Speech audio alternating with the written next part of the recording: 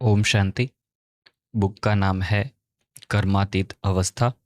इस बुक का 5वां भाग इस वीडियो में पढ़ेंगे और सुनेंगे। यहाँ पर जो पार्ट चल रहा है वह कर्मातीत अवस्था के लक्षण हैं।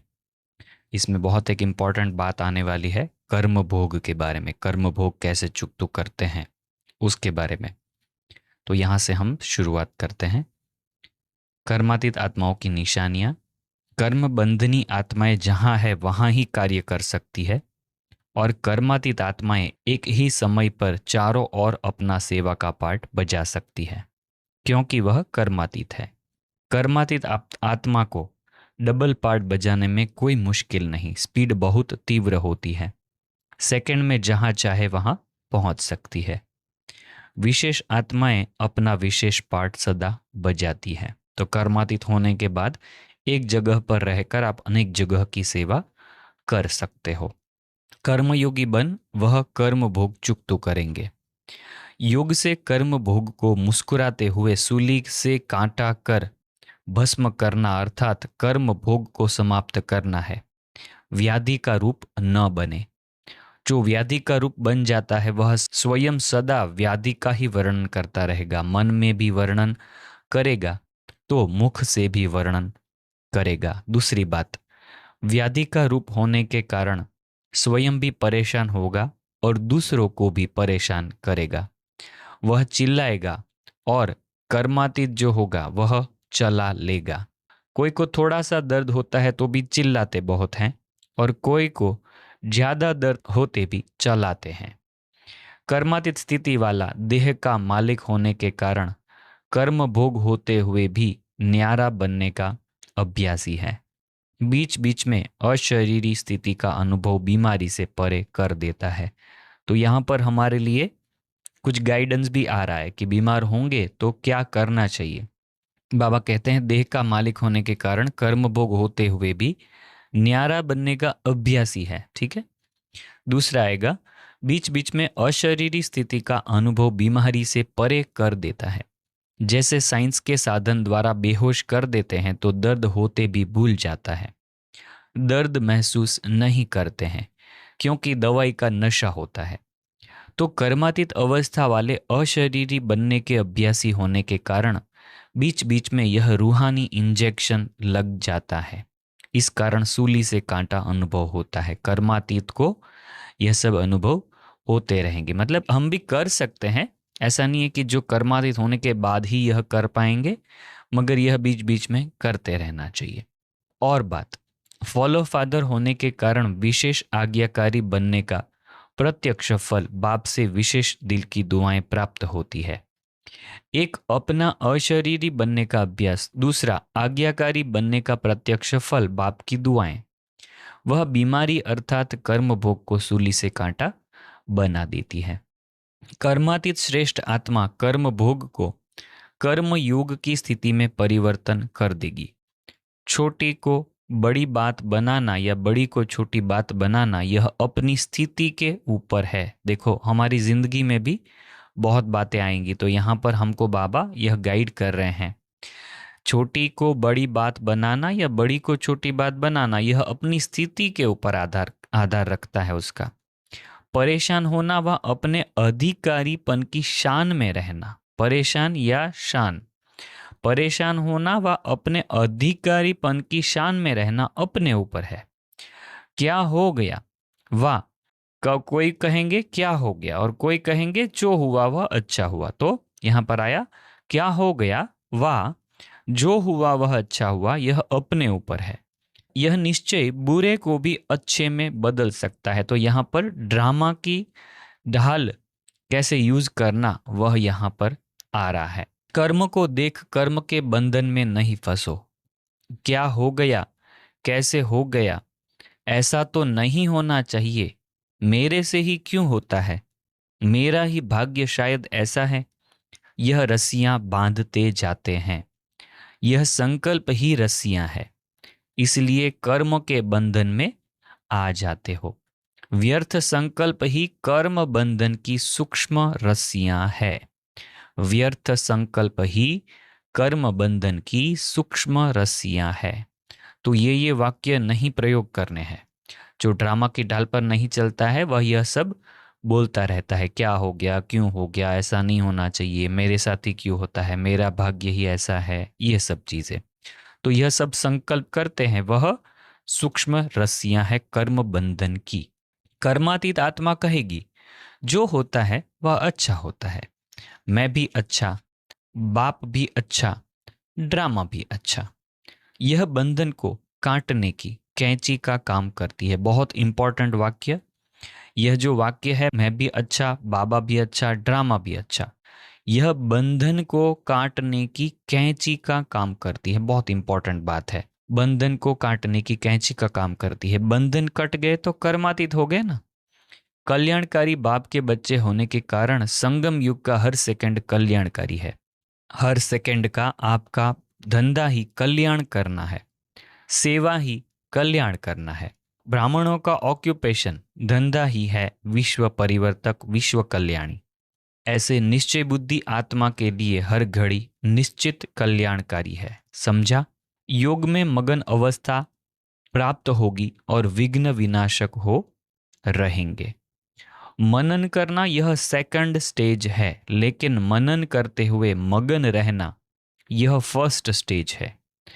मगन रहने वाला स्वतः ही निर्विघ्न तो रहते ही है, लेकिन उससे भी ऊंची विघ्न विनाशक स्थिति रहती है। अर्थात स्वयं निर्विघ्न बन औरों के भी विघ्न विनाशक बन सहयोगी बनते हैं। अनुभव सबसे बड़ी ते बड़ी ऑथोरिटी है। अनुभव की ऑथोरिटी से बाप समान मास्टर ऑल माइटी ऑथोरिटी की स्थिति का अनुभव करते हैं। मगन अवस्था वाले अपने अनुभव के आधार से औरों को निर्विघ्न बनाने के उदाहरण स्वरूप बनते हैं, क्योंकि कमजोर आत्माएं उन्हों के अनुभव को देख स्वयं भी हिम्मत रखती है, उत्साह में आती है। हम भी ऐसे बन सकते हैं। मगन रहने वाली आत्माएं बाप समान होने के कारण स्वतः ही बेहद के वैराग्य वृत्ति वाली, बेहद के सेवाधारी और बेहद के प्राप्ति के नशे में रहने वाली सहज बन जाते हैं। मगन रहने वाली आत्माएं बाप समान होने के कारण स्वतः ही बेहद के वैराग्य वृत्ति वाली, बेहद के सेवाधारी और बेहद के प्राप्ति के नशे में रहने वाली सहज बन जाती है। मगन रहने वाली आत्माएं सदा कर्मातीत अर्थात कर्म बंधन से न्यारी और सदा बाप की प्यारी है। मगन रहने वाली आत्माएं सदा कर्मातीत अर्थात कर्म बंधन से न्यारी और सदा बाप की प्यारी है। हर आत्मा को यथार्थ रूप से पहचानेंगे। कौन? ये कर्मातीत अवस्था के लक्षण चल रहे हैं, तो यहां पर आया हर आत्मा को यथार्थ रूप से पहचानेंगे। कर्मातीत की स्थिति वाला ही हर आत्मा को यथार्थ परख सकता है और दूसरों को प्राप्ति करा सकता है। तो ऐसी स्टेज अपने समीप अनुभव करते हो या कि अभी तक यह स्टेज बहुत दूर है, सामने है या समीप है? इतने समीप है कि अभी अभी चाहो तो वहां पहुंच जाओ, अथवा उसको भी अभी समीप ला रहे हो। विनाश की ताली व सीटी बजे और आप अपनी स्टेज पर स्थित हो जाओ, जैसे कि सिंहासन पर समीप आ गए और सिर्फ चढ़कर बैठना ही बाकी रह जाए। अर्थात सीटी बजे और सीटी पर बैठ जाओ। जैसे कुर्सियों का खेल होता है ना, दौड़ते रहते हैं, सीटी बजी और कुर्सी पर बैठ गए। जिसने कुर्सी ली वह विजयी, नहीं तो हार। यहां भी कुर्सी का खेल चल रहा है। कौन सी कुर्सी? यहां पर बाबा ने कहा कर्मातीत स्थिति की स्टेज। कभी नाराज नहीं होगा, कर्मातीत होगा वह, कभी नाराज नहीं होगा। आज की सर्व आत्माओं का संबंध बंधन में सदा स्वयं को किसी न किसी प्रकार से परेशान करता रहेगा। दुख की लहर अनुभव कराएगा, उदासी का अनुभव कराएगा। विनाशी प्राप्तियां होते भी अल्पकाल के लिए वह प्राप्तियों का सुख अनुभव करेगा। सुख के साथ साथ अभी अभी प्राप्ति का अनुभव होगा, अभी अभी प्राप्तियां होते भी अप्राप्ति स्थिति का अनुभव होगा। भरपूर होते भी अपने को खाली खाली अनुभव करेगा। सब कुछ होते हुए भी और कुछ चाहिए ऐसे अनुभव करता रहेगा। और जहां जाइए चाहिए है वहाँ कभी भी संतुष्टता नहीं रहेगी। यहाँ पर बाबा दुनिया की आत्माएं हैं, वहाँ का बाबा वर्णन कर रहे हैं। तो यहाँ पर बाबा कहते हैं कि जहाँ चाहिए चाहिए है वहाँ कभी भी संतुष्टता नहीं रहेगी। मन भी राजी, तन भी राजी रहे, दूसरे भी राजी रहे, यह सदा नहीं हो सकता। कोई न कोई बात पर स्वयं से नाराज या दूसरों से नाराज न चाहते भी होता रहेगा, क्योंकि नाराज अर्थात न राज, अर्थात राज को नहीं समझता। नाराज अर्थात न राज, अर्थात राज को नहीं समझा। अधिकारी बन कर्मेंद्रियों से कर्म कराने का राज नहीं समझा। तो जो कर्मातीत होगा वह यह राज समझता है कि अधिकारी बन कर्मेंद्रियों से कर्म कराने का राज वह समझ गया है। और यहाँ पर बाबा जो कर्मातीत नहीं है, अधीन है, उसका यहाँ पर बाबा व्याख्या कर रहे हैं कि वह यह राज को नहीं समझता, तो नाराज ही होगा। कर्मातीत कभी नाराज नहीं होगा, क्योंकि वह कर्म संबंध और कर्म बंधन के राज को जानता है।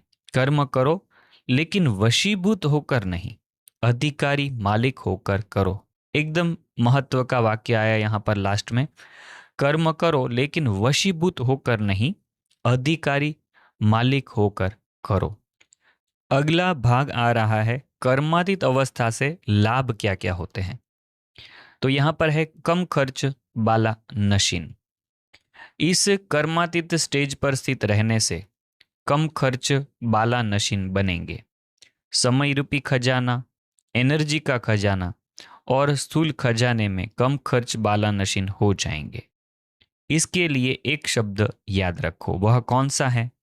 बैलेंस, संतुलन। हर कर्म में, हर संकल्प और बोल, संबंध व संपर्क में बैलेंस हो। तो बोल, कर्म, संकल्प, संबंध व संपर्क साधारण के बजाय अलौकिक दिखाई देगा, अर्थात चमत्कारी दिखाई देगा। हर एक के मुख से, मन से यही आवाज निकलेगा कि यह तो चमत्कार है। समय के प्रमाण, स्वयं के पुरुषार्थ की स्पीड और विश्व सेवा की स्पीड तीव्र गति की चाहिए, तब विश्व कल्याणकारी बन सकेंगे। दूसरा है अवस्था से लाभ। अंतःवाहक शरीर सैर करने का वाहन बन जाएगा। 1 सेकंड में कितना दूर से दूर जा सकते हो, हिसाब निकाल सकते हो। जैसे मरने के बाद आत्मा 1 सेकंड में कहाँ पहुंच जाती है, ऐसे आप भी अंतःवाहक शरीर द्वारा, अंतःवाहक शरीर जो कहते हैं उसका भावार्थ क्या है? आप लोग का जो गायन है कि अंतःवाहक शरीर द्वारा बहुत सैर करते थे, उसका अर्थ क्या है? यह गायन सिर्फ दिव्य दृष्टि वालों का नहीं है, लेकिन तुम सभी का है। वह लोग तो अंतःवाहक शरीर का अपना अर्थ बताते हैं, लेकिन यथार्थ अर्थ यही है कि अंत के समय की जो आप लोगों की कर्मातीत अवस्था की स्थिति है, वह जैसे वाहन होता है। कोई न कोई वाहन द्वारा सैर किया जाता है, कहाँ का कहाँ पहुंच जाते हैं। वैसे जब कर्मातीत अवस्था बन जाती है तो यह स्थिति होने से 1 सेकंड में कहाँ का कहाँ पहुंच सकते हैं, इसलिए अंतःवाहक शरीर कहते हैं। वास्तव में यह अंतिम स्थिति का गायन है। उस समय आप इस स्थूल स्वरूप के भान से परे रहते हो, इसलिए इनको सूक्ष्म शरीर भी कह दिया है। जैसे कहावत है, उड़ने वाला घोड़ा। तो इस समय के आप सभी के अनुभव की यह बातें हैं जो कहानियों के रूप में बनाई है। 1 सेकंड में ऑर्डर किया, यहां पहुंचो तो वहां पहुंच जाएगा। ऐसा अपना अनुभव करते जाते हो। जैसे आजकल साइंस की स्पीड को तेज करने में लगे हुए हैं, जहां तक हो सकता है समय कम और सफलता ज्यादा का पुरुषार्थ कर रहे हैं। ऐसे ही आप लोगों का पुरुषार्थ भी हर बात में स्पीड को बढ़ाने का चल रहा है। जितनी जितनी जिसकी स्पीड बढ़ेगी उतना ही अपने फाइनल स्टेज के नज़दीक आएंगे, स्पीड से स्टेज तक पहुंचेंगे। अपनी स्पीड से स्टेज को परख सकते हो। अपनी स्पीड कितनी है उससे हमारी स्टेज पता चल सकती है। आगे का पॉइंट है, संगम युग पर निराकार बाप समान कर्मातीत निराकार स्थिति का अनुभव होगा और 21 जन्म ब्रह्मा बाप समान, सर्वगुण संपन्न, संपूर्ण निर्विकारी श्रेष्ठ जीवन का अनुभव होगा। सेवा फास्ट होगी। इस कर्मातीत अवस्था से सेवा भी फास्ट होगी। क्यों? एक ही समय पर मनसा शक्तिशाली, वाचा शक्तिशाली, संबंध संपर्क में चाल और चेहरा शक्तिशाली, एक ही समय पर तीनों सेवा बहुत फास्ट रिजल्ट निकालेगी। ऐसे नहीं समझो कि इस साधना में सेवा कम होगी, नहीं, सफलता सहज अनुभव होगी। और सभी जो भी सेवा के निमित्त है, अगर संगठित रूप में ऐसी स्टेज बनाते हैं तो मेहनत कम और सफलता ज़्यादा होगी।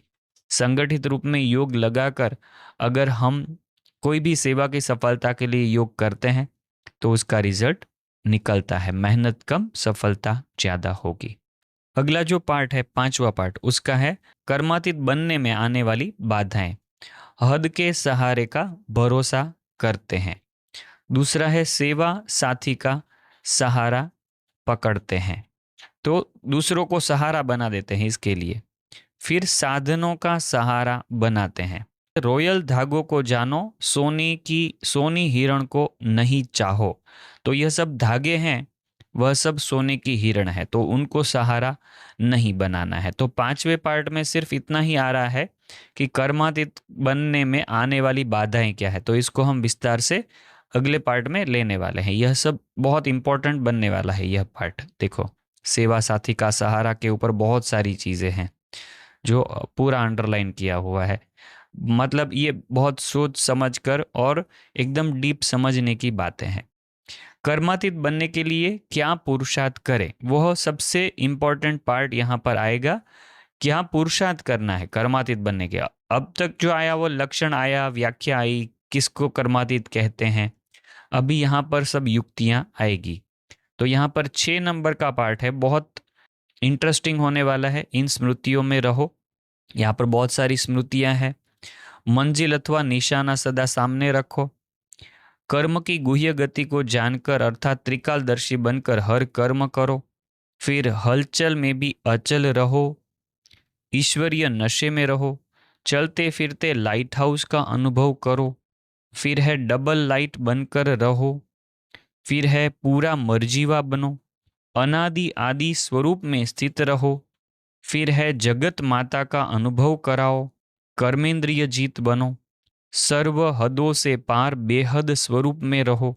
अब से एवर रेडी रहने का अभ्यास करो। बिंदु बनो और बिंदु बाप से सर्व संबंधों का मिलन मनाओ। मालिक और बालक बनने का पक्का अभ्यास करो। रोज दरबार लगाओ। बहुत काल का अभ्यासी बनो। प्लान बनाओ। भक्तों की पुकार सुनो, उन पर रहम करो। अपने पुरुषार्थ के मार्ग में यह चेकिंग करते रहो। तो चेक करने की क्या क्या बातें हैं वह यहाँ पर आएगी सब। तीसरी बात, चौथी बात अलग अलग पॉइंट्स में आएगी। देखो यहाँ पर कर्मेंद्रियों जीत, स्वराज्य अधिकारी, राज्य अधिकारी राजाओं से पूछते हैं अपनी कारोबार कैसी चल रही है, उसके बारे में यहाँ पर चेकलिस्ट जैसा आया है। फिर यह पार्ट खत्म होगा। तो यह सबसे बड़ा पार्ट होने वाला है इस बुक का। कर्मातीत बनने के लिए क्या क्या अभ्यास करने हैं। 37 पेज से लेकर 52 तक पूरा यह होगा। फिर है कर्मयोगी स्थिति, यह भी बहुत इंपॉर्टेंट है, जरूर सुनेंगे इसको भी। तो यह भी अच्छा पार्ट बनेगा कर्मयोगी स्थिति के ऊपर। कर्मयोगी स्थिति की व्याख्या आएगी, लक्षण आएंगे, न्यारा और प्यारा रहेगा, सदा खुशी और शक्ति का अनुभव करता रहेगा, कर्म करते हुए भी लवलीन स्थिति का अनुभव करेगा, वगैरह वगैरह बहुत सारी चीज़ें हैं। तो यह भी हम कवर करेंगे। कर्मयोगी बनने के लिए पुरुषार्थ, न्यारे और प्यारे की अवस्था, ठीक है, साक्षी स्थिति, बैलेंस की स्थिति, निमित्त भाव, तुरंत फुल स्टॉप लगाने का अभ्यास, उड़ती कला की स्थिति, संतुष्टता की अवस्था। फिर 8वां है कर्मातीत बनने के लिए आवश्यक शक्तियां। ठीक है, तो यह कर्मातीत अवस्था की बुक हम आधी तो कंप्लीट हो गई है। अब मेरे ख्याल से ये 6 नंबर का पार्ट सबसे 5 और 6, 5 भी बहुत अच्छा है। और बाधाएं क्या है और अभ्यास क्या करना है, वह दोनों तो हम जरूर कवर करेंगे। आगे का फिर देखेंगे कि कितने इंटरेस्ट से सब सुन रहे हैं। इसका रिस्पॉन्स कैसा है यह सब पार्ट्स का, उसके ऊपर से नक्की करेंगे कि 6 के आगे कहाँ तक जा सकते हैं। तो आप इसमें से सबसे अच्छी पॉइंट कौन सी लगी कमेंट ज़रूर करिएगा। ये बुक कैसी लग रही है आपको, यह भी आप हमको कमेंट करके बताइएगा। वीडियो दूसरों को शेयर भी ज़रूर करिएगा। ओम शांति।